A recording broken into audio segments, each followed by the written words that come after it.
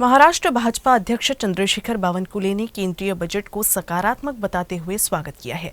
बावनकुले ने कहा कि ये बजट भारत के आर्थिक रूप से मजबूत होने और दुनिया की तीसरी अर्थव्यवस्था बनने का मार्ग प्रशस्त करेगा।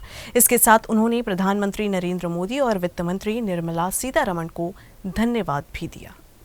या देशाच्या आमच्या बहिणींना, शेतकरी शेतमजुरांना, प्रधानमंत्री आवास योजनेमधल्या 3 कोटी घरांना, प्रधानमंत्री सूर्यघर योजनेला, अशा विदर्भ, मराठवाडा, उत्तर महाराष्ट्राला आणि मुंबईसहित महाराष्ट्राला मेट्रोपासून तर त्या ठिकाणी रस्त्यापर्यंत, ग्रामीण रस्त्यापासून तर या महाराष्ट्राच्या विकासाचा एक मोठा संकल्प, अर्थसंकल्प मोदीजींनी दिला आहे।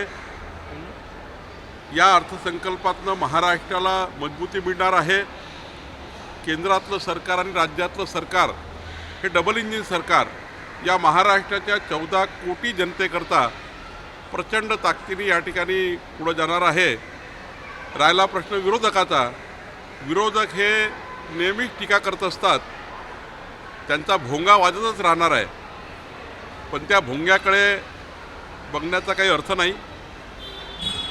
खरं तर जे लोक आज या अर्थसंकल्पावर टीका करतात त्यांनी कधी गरीब कल्याणाचा विचार केला नाही, त्यांनी मध्यमवर्गीयाचा विचार केला नाही, कधी इन्कम टॅक्समधनं लोकांना सूट द्यावी असा विचार केला नाही। आज मोदीजींनी मध्यमवर्गीय आर्थिक दुर्बल परिवारांना प्रचंड मोठी इन्कम टॅक्समधून सूट दिली आहे।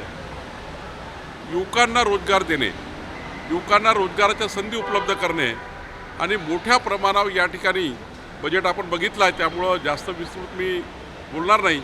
पण या महाराष्ट्राला सुद्धा, विदर्भाला सुद्धा खूप मोठा न्याय सिंचन प्रकल्पापासून सर्वांनाच मिळाला आहे।